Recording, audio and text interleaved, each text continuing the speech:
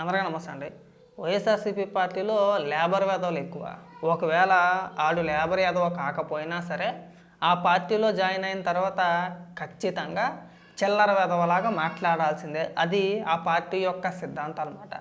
ఇవాళ సతీష్ రెడ్డి ఒక press meet పెట్టాడు కడప. నిన్న మొన్నటిదాకా తెలుగుదేశం పార్టీలో ఉండే వెళ్ళాడు. ఒక ప్రెస్ మీట్ పెట్టాడు. ఆ ప్రెస్ మీట్లో నారా లోకేష్ గారిని ఉద్దేశించి పరిశ్రమలకి తక్కువ రేటు భూములు ఇవ్వడానికి నువ్వెవడవి, కోన్కిసా గొట్టం, నీ అబ్బ సొత్తా, మీ బాబు సొత్తా అంటే నేను చెప్తున్నాను కదా లేబర్ అదవులు అని చెప్పేసి అని వాళ్ళ మాటల మాట ఒకసారి ఏమని మాట్లాడుతున్నాడు వినిపిస్తావేనంటే, నువ్వు ఉర్సా అనేటువంటి వాళ్ళకు 50 పైసలకి ఇస్తావు. దానికి తోడు దీన్ని లోకేష్ దగ్గరికి పోయి ఎవరో కూర్చొని ఇట్లా విశాఖపట్నంలో ల్యాండ్స్ అన్ని మీరు 50 పైసలకే 90 పైసలకే ఇచ్చినా అని చెప్పి అని ఎవరు విలేకరు అడిగితే అతని అహంభావం, అతని అహంకారం 99 పైసలకు ఎకరా కాదు, 99 పైసలకు మొత్తం నేను ఇస్తా అంటాడు. ఏం లోకేష్ నాకు అర్థం కావడంలే. మీ నాయన సొమ్ము లేకుంటే మీ అబ్బ సంపాదించిన సొమ్ము ఏమైనా ఇస్తావా? ఇచ్చుకో. లేదు, నీ అబ్బ సొమ్ము ఇవ్వట్లేదు, మీ నాయన సొమ్ము ఇవ్వట్లేదు, నీ నాయకుడి అబ్బ సొమ్ము కూడా ఇవ్వట్లేదు కదా. పరిశ్రమల పైన రాష్ట్రానికి ఏ పరిశ్రమ వచ్చినా సరే, అది ఏదైనా సరే, ఎంత పెద్ద పరిశ్రమ అయినా సరే, ఆఖరికి టీసీఎస్, కాగ్నోజెంట్, విప్రో లాంటి, గూగుల్ లాంటి కంపెనీలు వచ్చినప్పుడు కూడా ఆ కంపెనీలు కూడా బినామీ కంపెనీలని, అవినీతిని, అక్రమం అని చెప్పేసి విష ప్రచారం చేస్తుంటే దానికి సమాధానంగా అవునయ్యా ఇస్తాను, రాష్ట్రంలో నిరుద్యోగులకి ఉపాధి కలగడం మా ధ్యేయం, మా ప్రభుత్వ లక్ష్యం, మేము ఇస్తాము, అయితే ఏంటని చెప్పేసి అని మాట్లాడాడు ఆయన. తప్పే ఉంది అందులో. ఇప్పుడు చిన్న చితక పరిశ్రమలపైన ఎలాగా విషయం కక్కుతారు. టీసీఎస్, కాగ్నోజెంట్, గూగుల్, వీటిపైన కూడా విషయం కక్కుతా ఉంటే ఇంకేమని మాట్లాడాలి? నీ బాబు సొమ్మేమి ఇవ్వట్లేదే, నీ అబ్బ సొమ్మేమి ఇవ్వట్లేదే, నీ నాయకుడు అమ్మ మొగుడు సొమ్మేమి ఇవ్వట్లేదే. ప్రభుత్వ సొమ్మే కదా, ప్రభుత్వ భూములే కదా. ఖాళీగా ఉంటే ఎవరికి ఉపాధి లేదు, ఖాళీగా ఉన్నది మాత్రం ఏం ఉపయోగం లేదు కదా. అట్ల వల్ల అదే ఏదైనా ఒక పరిశ్రమ వచ్చిందనుకో 10 మందికి ఉపాధి దొరుకుద్ది కదా. ప్రభుత్వం అన్నిటిలోని కూడా కమర్షియల్గా ఆలోచించదండి, ఆలోచించకూడదు కూడా. రాష్ట్రంలో ఉన్న యువతకి ఉపాధి కల్పించడం కూడా ప్రభుత్వం యొక్క బాధ్యత. నువ్వు ఒక రాజకీయ నాయకుడివి, నేను చెప్పాను కదా లేబర్ అదవులు ఎక్కువ అని చెప్పేసాను. నేను నిన్నట్లేదు, ఉదాహరణకి చెప్తున్నా. ఇంకా మాట్లాడదా. ఈ ఊర్లో ఏమైనా మీ అబ్బ సంపాదించినటువంటి సొమ్ము, మీ నాయన సంపాదించినటువంటి సొమ్ము ఉంటే దారాదత్తం చేసుకో. 99 పైసలు కావాలంటే 9 పైసలకి ఇచ్చుకో.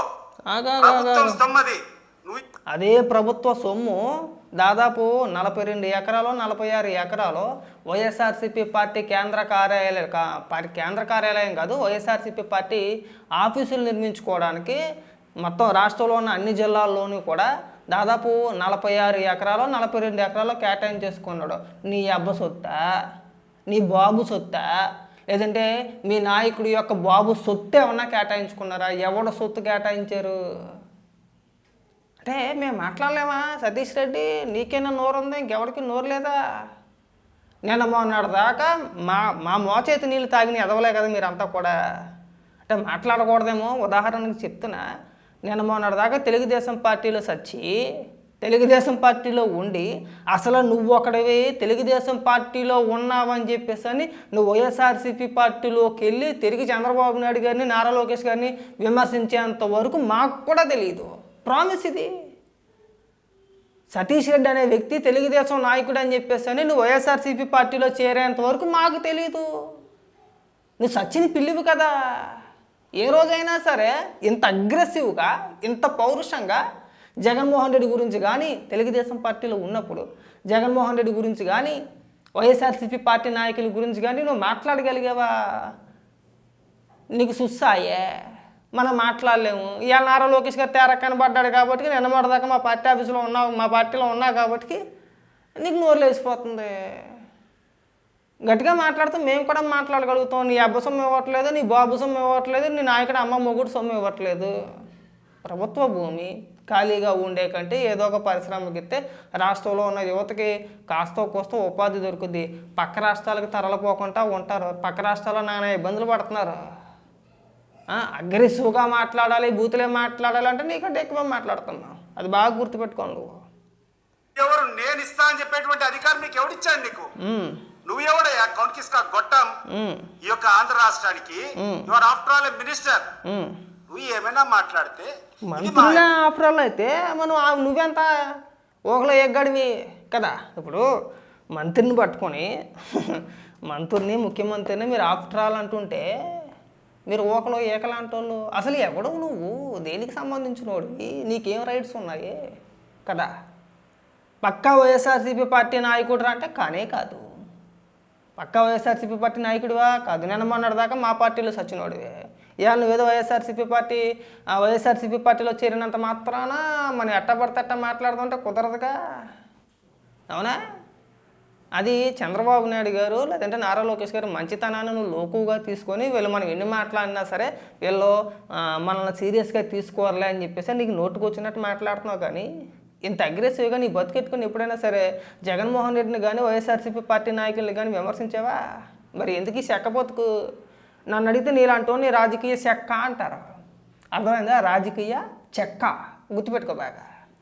మనం రాజకీయాల్లో ఉన్నామంటే ఏ పార్టీలో ఉన్నా సరే మనం విమర్శించే తీరు ఒకేలాగా ఉండాలి. ఉంటే అది అసలైన రాజకీయ నాయకుడు. తెలుగుదేశం పార్టీలో ఉన్నా వైఎస్ఆర్సీపీ పార్టీలో ఉన్నా మన విమర్శ, మనం మాట్లాడే పద్ధతి, మన అగ్రెసివ్నెస్ ఒకేలాగా ఉండాలి. ఆడు మగోడు.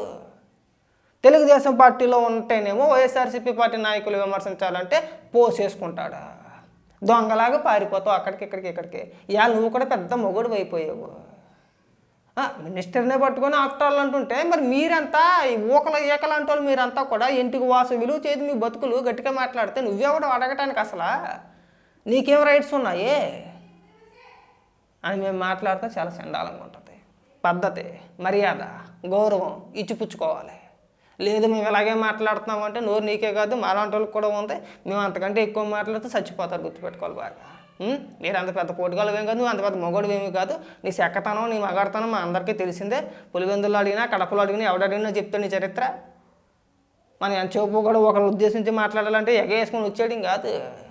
కాస్త మాట్లాడేటప్పుడు ఎవరికి ఇస్తున్నారు, ఎందుకు ఇస్తున్నారు, దాని వెనకాతల ఉద్దేశాలు ఏంటి అనేది తెలుసుకొని మాట్లాడితే బాగుంటుంది. మరి చిల్లరగా లేబర్ వల్ల మాట్లాడదు. గుర్తుపెట్టుకో బాగా.